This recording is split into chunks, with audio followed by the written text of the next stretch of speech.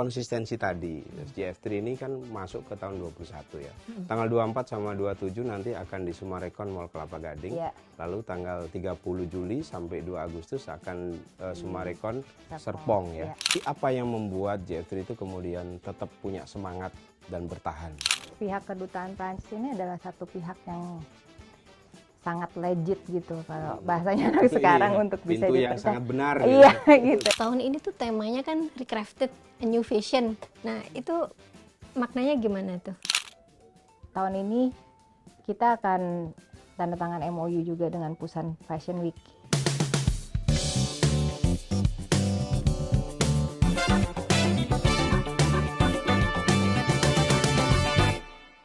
Sahabat Kompas, ketemu lagi di Balik Berita Harian Kompas. Nah, kali ini kita ngobrolnya lebih santai nih. Kita ngobrolin soal fashion.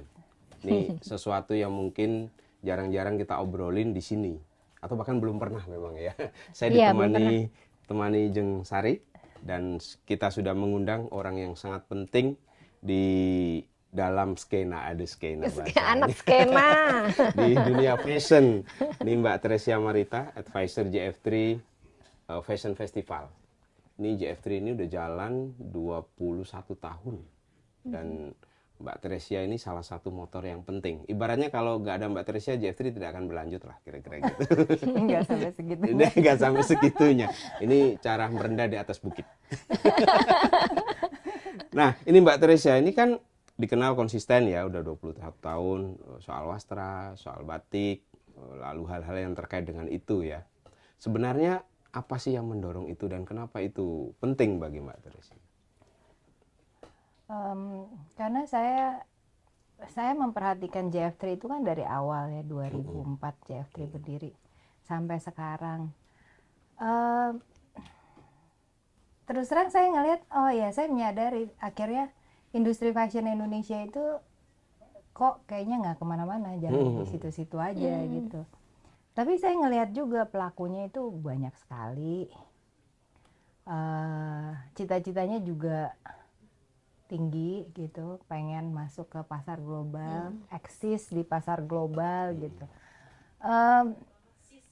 Tapi kok nggak nyampe-nyampe juga gitu kan setelah sekian lama. Pasti ada sesuatu gitu yang perlu dilakukan, karena kalau enggak ya nggak mungkin ada usaha berjalan puluhan tahun tapi nggak sampai ke tujuan gitu kan. Makanya rasanya perlu dilakukan sesuatu pembaharuan gitu kalau saya bilang. Oke, apa itu pembaruannya yang kemudian dilakukan? Kuncinya di situ sebenarnya kan? Iya, jadi banyak hal dari sisi eksekusi pastinya. Tapi yang awal dari semuanya tuh harusnya dari akarnya dulu kita lihat, ya kan? Pelaku industrinya itu bagaimana mereka. Nah dari situ saya ngobrol, apalagi waktu saya mendirikan Lakon 2018. Di ekosistem Lakon itu kan kita juga punya toko Lakon Store. Waktu itu ada 200 lebih brand lokal di dalam Lakon Store. Nah, tapi setelah pandemi sekarang terkurasi kira-kira tinggal 150 gitu. Tapi dari situ saya jadi ngelihat lebih dekat gimana mereka melakukan bisnis mereka, eksekusi mereka gimana. Juga JF3 Fashion Show gitu. Saya kan ketemu juga sama desainernya, sama pengrajinnya, sama badan-badan yang selama ini membina mereka juga gitu. Nah, saya melihat nih kekurangannya itu sebenarnya di mana. Akhirnya ketemu di mana tuh Mbak? Saya lihat ada missing link yang saya rasa, oh yang dilakukan semua udah bagus, tapi karena nggak terkoneksi kalau ada yang hilang kan koneksi itu gitu.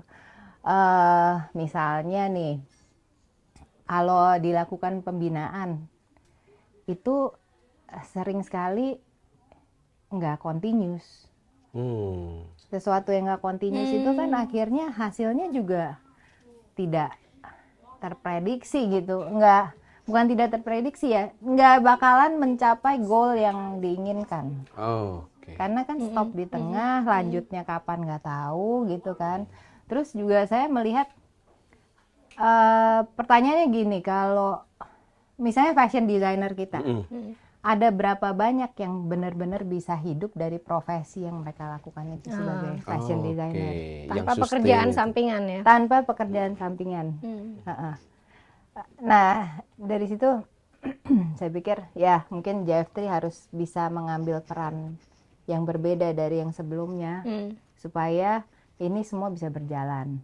Misalnya nih sejak 3 tahun yang lalu kan kita menentukan bahwa kalau mau fashion show tunggal maupun ada slot juga kita kurangin dulu bisa 5-6 desainer, sekarang kita kurangin jadi 3. Oh, oke. Tapi satu desainer itu minimal harus bisa tampil dengan 20 look. Yang baru ya? Koleksi baru. Koleksi baru kan sebenarnya gini, jadi fashion show itu kalau kita lihat secara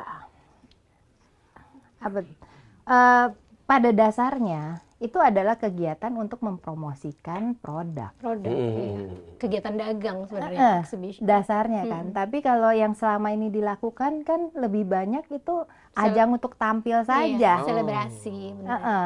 Itu kan udah sesuatu yang bergeser sebenarnya. Itu juga salah satu yang mengakibatkan si desainernya atau si pelakunya itu nggak bisa hidup dari apa yang dia lakukan, dari karyanya profesi itu. dia gitu. Iya. Karena dia tidak melakukan sisi bisnisnya dengan baik, dengan benar gitu. Itu konkretnya gimana, Mbak? Misalkan 20 look yang ditampilkan dalam show, itu harusnya kan continuity, koleksi itu diproduksi secara, kalau dia ready to wear berarti massal ya, banyak gitu kan. Ada kesinambungan bisnis gitu loh. Nah, selama ini umumnya apakah itu hanya sekedar tampil show tapi terus nggak continuity menjadi produksi?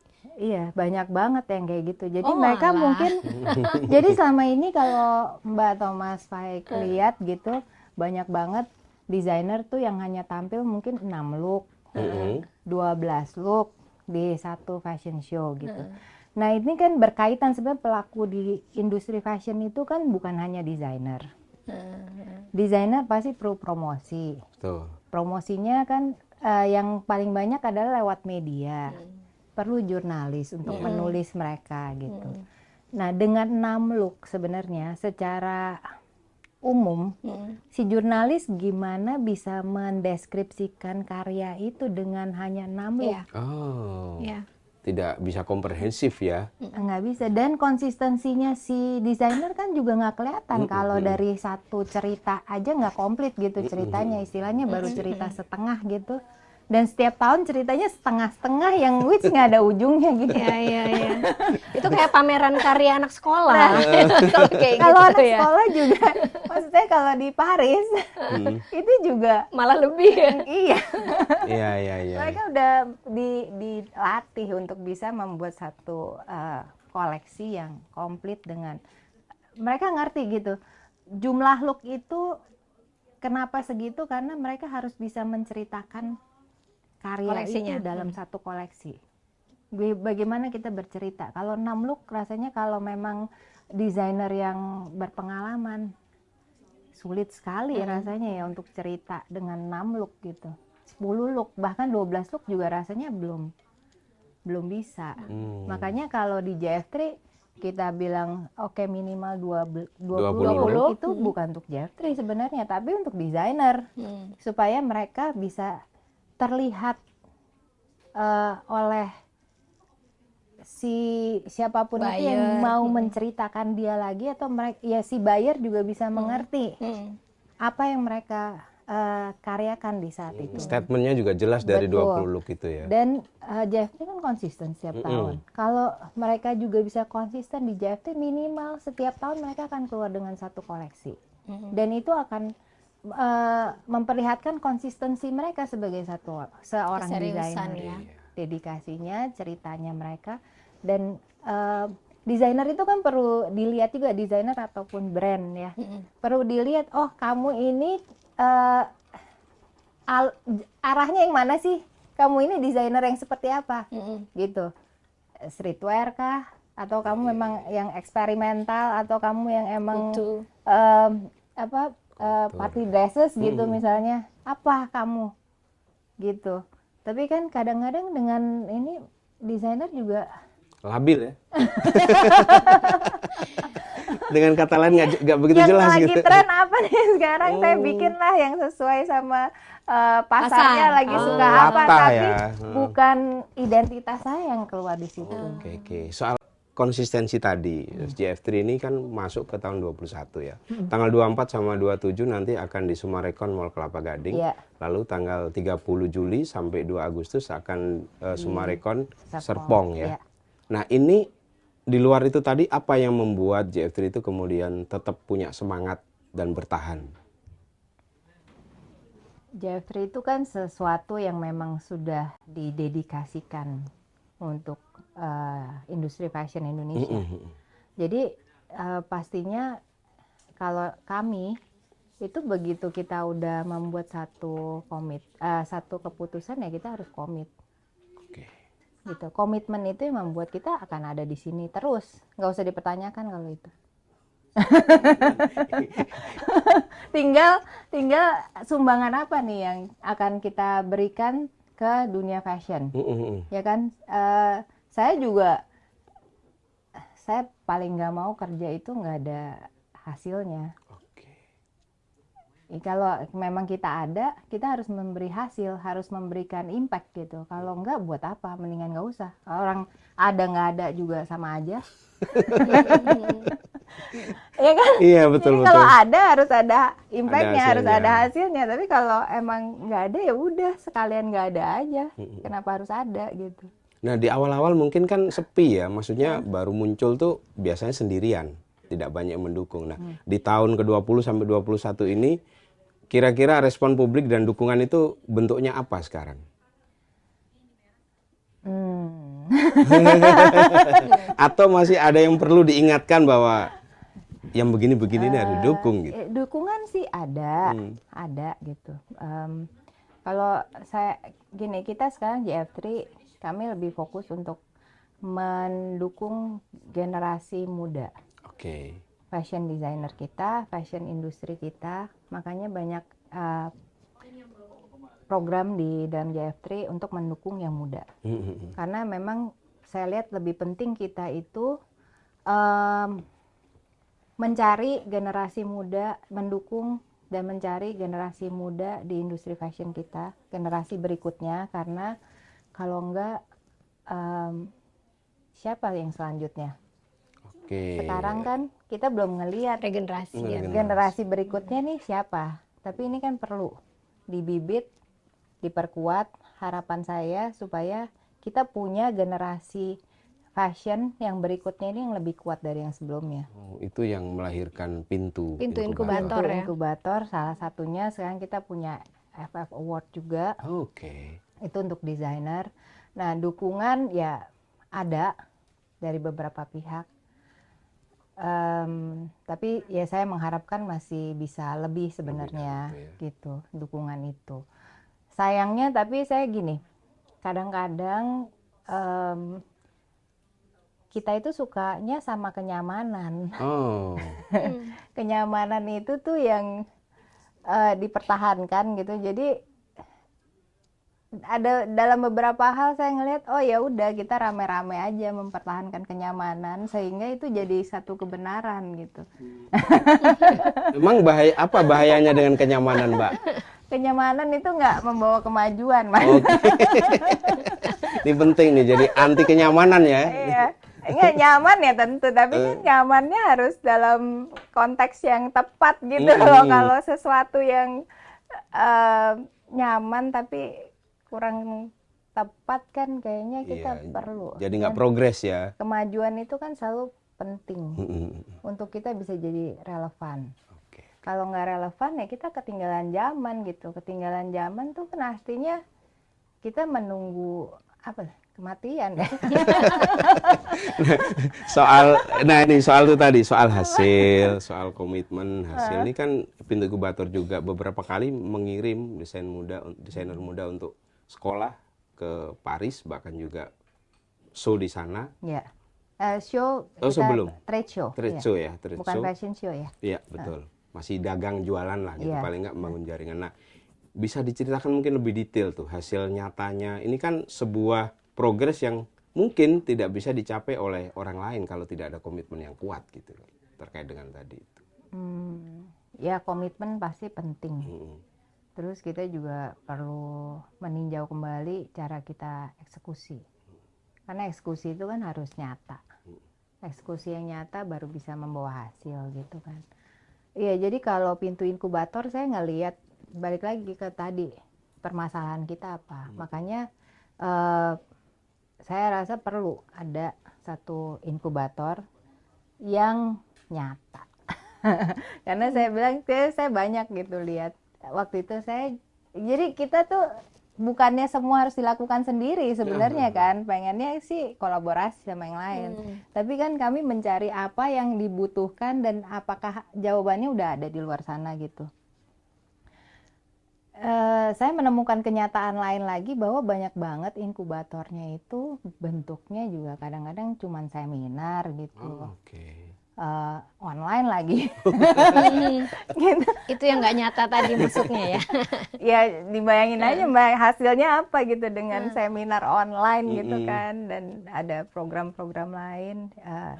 Mungkin ada yang bagus tapi saya mungkin belum tahu, tapi akhirnya saya pikir oke, kalau memang mau sangat ideal kita harus bikin sendiri.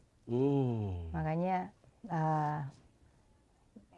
kami menginisiasi pintu inkubator gitu, dan dari situ juga kalau memang tujuannya untuk masuk ke pasar global, kita mengerti bahwa Indonesia ini belum menjadi satu nama yang bisa dipercaya gitu. Oke. Untuk masuk. Iya. Makanya kita harus bisa menggandeng satu pihak lain yang memang dipercaya gitu kan. Dan rasanya pihak kedutaan Prancis ini adalah satu pihak yang sangat legit gitu kalau bahasanya sekarang Iya, untuk bisa pintu yang dipercaya. sangat benar gitu. Iya, gitu. Sebenarnya benefitnya apa bagi mereka dan juga bagi JF3? Kalau JF3 itu kan supporting. Oke. Ya kami akan sangat senang kalau hasilnya ada. Jadi kehadiran kami kan ada ada fungsinya gitu. Tapi kalau untuk desainer ya atau brand itu mereka punya pengalaman yang baru ke situ, karena kan untuk benar-benar bisa masuk itu pasti perlu pengalaman. Kalau nggak pernah masuk ya itu cuman jadi angan-angan, ya kan. Tapi sebelum mereka ke sana, itulah fungsinya si inkubator program ini. Mereka dipersiapkan dulu sebelum berangkat. Jadi ini bukan cuman kayak oke, saya kurasi brand untuk berangkat ke Paris ya gitu. Tujuannya bukan itu gitu. Tujuannya adalah kalau kita mau berangkat ke sana itu harus brand yang siap. Karena saya sebelum memulai ini kan saya research dulu. Saya tanya-tanya dulu apa yang terjadi sebenarnya, karena kan saya tuh udah melihat, mendengar, membaca banyak berita, banyak banget program itu yang membawa brand kita atau pengrajin kita ke internasional. Banyak banget. Tiap tahun juga ada. Tapi kan saya menunggu hasilnya. Oh, sepulang dari itu apa gitu ya? Iya. Dan itu kan udah 20 tahun kalau kayak kita ngitung umur JF3 gitu 20 tahun. Saya tuh seneng karena saya seneng gitu. Dunia ini saya seneng. Saya pengen tahu apa yang udah terjadi, udah berangkat, pulangnya apa nih gitu kan. Nah itu, jadi saya menemukan bahwa sangat penting untuk mempersiapkan mereka sebelum berangkat. Jadi mereka itu waktu masuk ke pasar, mereka udah lebih fasih Siap, gitu. Lebih fasih untuk mempresentasikan produk mereka, produknya juga siap, dan mereka punya komitmen, punya kapasitas untuk bisa memenuhi order. Itu kan yang selalu jadi masalah ya. Gitu. Nah itu kita persiapkan dengan sangat serius. Oke. Soal kerjaan ini kayaknya perlu juga ditanya. Kali ini apa nih yang baru dari JF3? Kabarnya akan memboyong beberapa desainer dari Paris nih. ya kan setiap tahun seperti biasa kami punya program Focus Week di Pintu Inkubator. Itu tujuannya untuk saling berbagi ilmu. Oke. Kita perlu banget ilmu. Karena banyak hal yang terjadi itu karena kita tidak mengerti. Itu yang program residensi itu desainer muda dari Paris dilibatkan di sini. Ya. Itu selama berapa lama dan apa yang dilakukan dengan Kalau orang-orang desainer di sini? residensi itu mereka 3 bulan. 3 bulan? 3 bulan di sini karena tugasnya adalah bekerja dengan pengrajin Nah itu. langsung memberikan satu visi mereka yang pengalamannya di luar sana. Dan mereka harus membuat koleksi 6 look dengan kain yang mereka kolaborasikan dengan pengrajin itu. Hasilnya sejauh ini gimana tuh, Mbak? Sekarang udah lagi bikin kainnya. Nah, Lagi eksperimen. Lagi masih ongoing berarti Masih ya ongoing, eksperimennya. iya. Sudah mulai kelihatankah ada hal-hal yang berbeda yang selama ini kita nggak pernah lihat ya ketika itu digarap oleh desainer Indonesia sendiri misalkan kayak gitu. Udah. Dari cara kerja aja udah berbeda. Nah, misalnya gimana tuh? Kan programnya jadi mereka itu internship di Lakon Indonesia. Kita berinteraksi dulu. Saya ngelihat mereka sebelum memulai itu researchnya udah banyak. Waktu mereka datang saya ngobrol sama mereka udah tahu kain gimana kurang lebih prosesnya gitu, dan mereka udah mulai kebayang koleksi. Ya tapi saya bilang ya kan belum bisa jadi kenyataan sebelum kamu benar-benar datang ke sana dan bekerja dengan pengrajinnya gitu. Ada masukan nggak sih buat pengrajin? Mereka kan pasti punya permintaan-permintaan atau demand gitu ya, yang membuat pengrajin tuh harus adjust gitu loh dengan demand itu.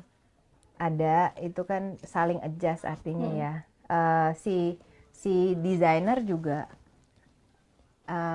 kami ini dulu saya kasih gambaran dulu sebelumnya. Karena intellectual level kan berbedanya Iya, jauh pasti sekali. ada gap.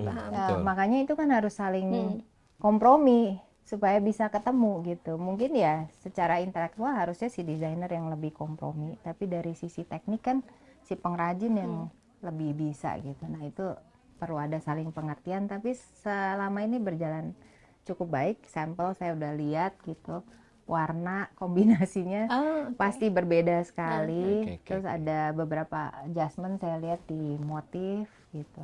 Nah kita tunggu aja hasilnya, karena dua desainer ini saya tempatkan di 2 tempat yang berbeda, satu tenun, satu batik.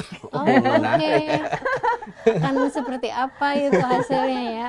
Gitu. Ya, di luar itu kan ada bukan rekrutmen ya, menjaring desainer-desainer dengan cara baru ya. Ya, jadi kalau sebelumnya desainer Prancis dan tenaga ahli ya, expert yang kita undang. Biasanya kita undang sifatnya gitu.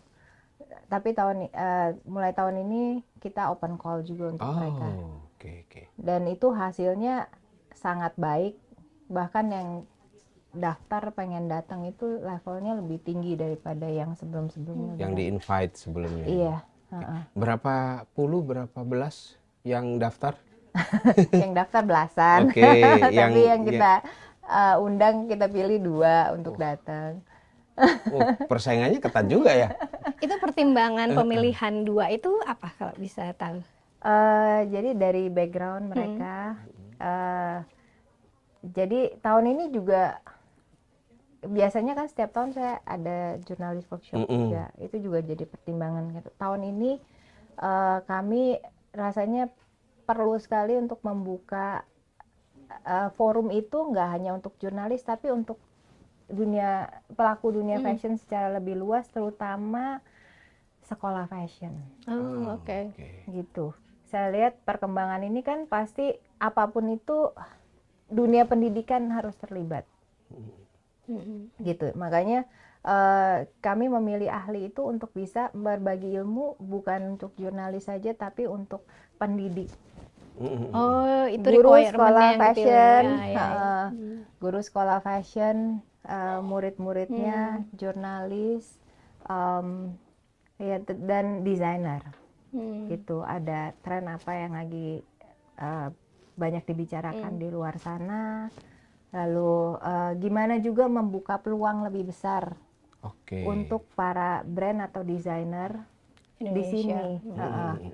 Karena kan ini kesempatan yang nggak banyak. Saya berusaha gimana supaya ini bisa memberikan hasil yang lebih daripada sekedar cuman datang dan meninjau gitu. Tapi interaksinya itu harus ada. Mereka juga harus bisa ketemu sama apa yang kita punya di sini gitu. Jadi match Saling ya, berbagi cocok insight ya. berbagi. Insight dan mungkin bisa ada koneksi sehingga mereka bisa melakukan bisnisnya di sini juga dengan pihak-pihak yang kita Oke. punya gitu. Kelanjutannya itu yang ditunggu ya. Nah, harus ada kelanjutannya. Itu jadi bahan pertimbangan gimana kita memilih para Mereka ahli yang dua datang. itu. Yang oke. Oke.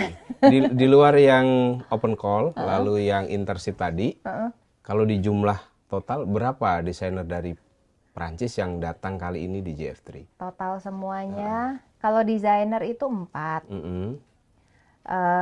Ada student École du Perret, École du Perret, sekolah yang 3. melegenda di sana ya. Iya. Oh, tahun ini kita juga mulai bekerja sama dengan belum sampai selevel École du Perret, tapi kita mulai terkoneksi juga dengan Enam MoMA. Oh, juga sekolah fashion. Mereka juga punya sekolah fashion. Jadi kalau Enam MoMA itu lebih kayak grup. Mereka punya sekolah, punya museum Oh, oke. juga gitu. Nah itu agak berbeda ininya gayanya dengan Gayanya. École du Perret gitu. École du Perret kan klasik gitu. Iya, klasik dan Ini agak lebih modern tapi juga kuat gitu. oke. Nah ini datang juga tahun ini. Terus kita punya guru. Jadi ada 2. Salah satunya adalah direkturnya École du Perret dan salah satu pengajar profesor di École du Perret. Terus kita punya expert itu ada sekitar expertnya 6. 6 yang datang. Jadi total berapa? Itu Kira-kira aja udah 12 ya, 15-an nanti datang. Kira-kira 15 orang yang datang. Wah, ini emang menjadi sesuatu yang beda dan berarti karena ada orang-orang penting di situ di dunia fashion, baik sekolahnya maupun praktisinya ya. Yang penting dilihatnya setelah ini ya. Iya, setelah ini Dampaknya ada apa apa kelanjutannya. benefitnya. Buat kita sebenarnya bukan hanya kami aja ya, tapi semua pihak yang terlibat di sini nantinya itu kan kita perlu sama-sama melakukan eksekusi ini dengan sebaik-baiknya gitu supaya mereka itu bisa apa ya ngomongnya? Saya lagi mencari bahasa yang agak lebih halus gitu. Apa adanya aja. Bisa terikat di sini Iya. gitu. Iya. Oh, gitu Ya ya. kan, kalau itu kan jadi ada Jatuh cinta, kesinambungannya ya. gitu. Yang kita perlu adalah sesuatu yang kontinu. Betul. Ini kita Bukan udah one hit wonder. bener. Kalau udah terkoneksi, gimana kelanjutannya kita bisa gimana bisa saling memberikan keuntungan lah ya kita bilang. Dan itu kan Benefit baru itu tadi, bisa ya. baru bisa hubungan itu terjadi untuk jangka yang lebih panjang gitu. Dan ada hasilnya, ujung-ujungnya hasil. Oke. Tahun ini tuh temanya kan Recrafted a New Vision. Nah, itu maknanya gimana tuh? Itu berhubungan sama semua yang tadi saya ceritain. Iya. Jadi kita tuh perlu banget membuat satu pembaharuan sebenarnya. Gimana kita meninjau kembali masing-masing, bukan hanya JF3 aja. Masing-masing pihak pelaku ini harus bisa meninjau kembali, mereview. Selama ini saya melakukannya bagaimana? Dan apakah itu sudah sesuai sama apa yang saya inginkan?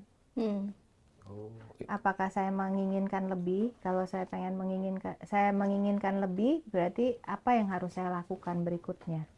Karena kalau enggak, kita terjebak di dalam kenyamanan. Itu tadi ya. Iya. Reflektif sekali ya. Kenyamanan dan udah nggak kemana-mana. Tapi itu yang terjadi sebenarnya menurut saya sekarang. Karena terbukti setelah sekian puluh tahun, ya kita ngomong JF3 aja 20 tahun gitu, nggak kemana-mana. Harus nggak puas ya. Iya. Harus nggak puas Menggugat ya. diri gitu ya, mempertanyakan kediriannya. Iya, harus punya visi. sebenarnya goalnya mau kemana. Kan selama ini kita banyak dengar cita-citanya mah banyak gitu. Dan kita juga tahu potensinya ada, bukan yang nggak ada. Iya, iya. Itu yang jadi bikin greget kan itu ya, cita-citanya tinggi, potensinya ada, kemungkinan berhasilnya ada, tapi eksekusinya kemana-mana. Itu ada hubungannya nggak sih sebenarnya dengan ekosistem yang lebih luas di industri fashion, yang mana setiap komponen atau elemen itu disintegrasi gitu loh, tidak terintegrasi dengan solid gitu loh, karena yang disayangkan oleh Mbak Teresia ini, yang dikeluhkan lah ya tanda kutip 20 tahun gini-gini aja, itu kan udah pembicaraan yang selama ini selalu dibahas, termasuk di Kompas.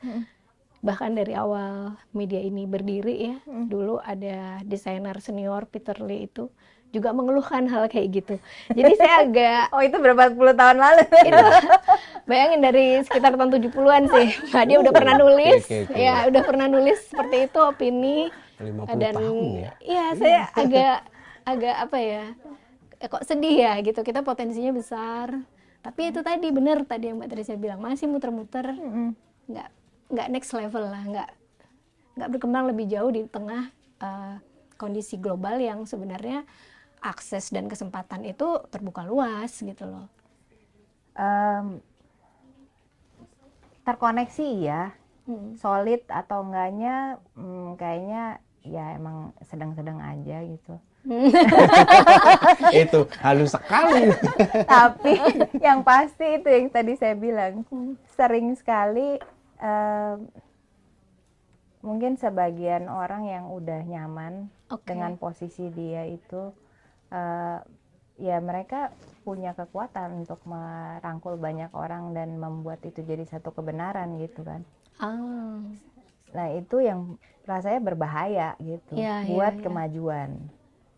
Tapi ya kalau memang itu yang kadang-kadang ya kalau saya ditanya challenge-nya apa, buat saya tuh saya percaya semua hal pasti ada solusinya.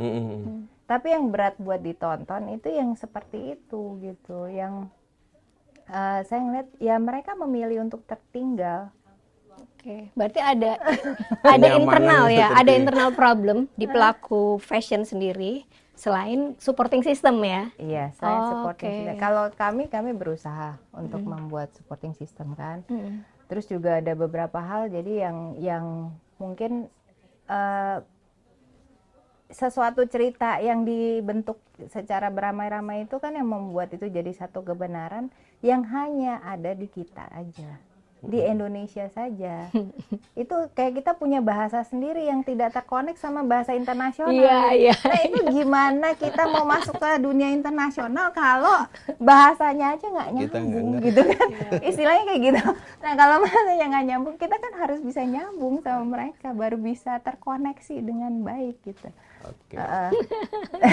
Tapi kalau sisi koneksi ya kita berusaha nih, JFT kita mensupport, kita udah bisa terkonek secara nyata dengan industri fashion di Paris. Itu nyata ya, mereka juga tahu waktu kita datang gitu. Jadi ini bukan cuman kayak cerita bikin pesta-pesta sendiri di sana gitu. Terus jadi tahun ini kita juga terkonek dengan industri fashion di Korea. JF3 ya. JF3. Jadi JF3 dengan apa yang kami lakukan selama ini, terutama beberapa tahun terakhir ini, itu ada beberapa pihak dari luar yang mulai mengkontak JF3. Ini kabar baik bagi fashion secara umum di Indonesia ya. Iya. Jadi nanti mungkin Mas Faik, Mbak Sari kalau ke JF3 kita bisa ketemu juga dengan mereka. Jadi tahun ini kita akan tanda tangan MOU juga dengan Busan Fashion Week. Itu kegiatannya exchange juga sama, kami mengundang desainer Korea ke sini. Desainer kita diundang juga untuk partisipasi di Busan Fashion Week. Gitu. Terus kita juga dikontak oleh Jepang. Tapi Jepang kan seperti biasa mereka lebih hati-hati ya. Mereka perlu survei dulu, jadi saya harap mungkin tahun depan gitu dengan Jepang. Tapi ini progresnya juga diperhitungkan sih. Iya betul. Iya. Ya kita untuk bisa jadi sesuatu yang memberikan banyak kesempatan itu kan harus kuat. Jadi kami pasti juga hati-hati memilih pihak yang bekerja Kolaborator. sama. Iya. Supaya nggak jadi apa tuh ya namanya, Seolah-olah receh, aja gitu. ya. Jadi seolah-olah Nggak aja. receh gitu kan. Ya receh juga bukannya jelek juga sih, Blunder, tapi kita blunder. mesti apa tuh namanya? Ya itu bonafit lah. Iya, bonafit gitu. Oke, Tapi terus menarik, sembunyi. menarik. Aduh, menarik, menarik. Sahabat Kompas, itu tadi obrolan ringan sampai hal-hal yang berat ya kalau kita simak, hal yang serius dan itu menjadi concern kita bersama, menjadi perhatian kita bersama soal fashion di Indonesia. Saya kira itu dulu obrolan kita dengan Mbak Tresia. Kita saksikan nanti JFT semoga makin maju, fashion Indonesia juga begitu. Sampai jumpa di edisi di Balik Berita berikutnya. Dah.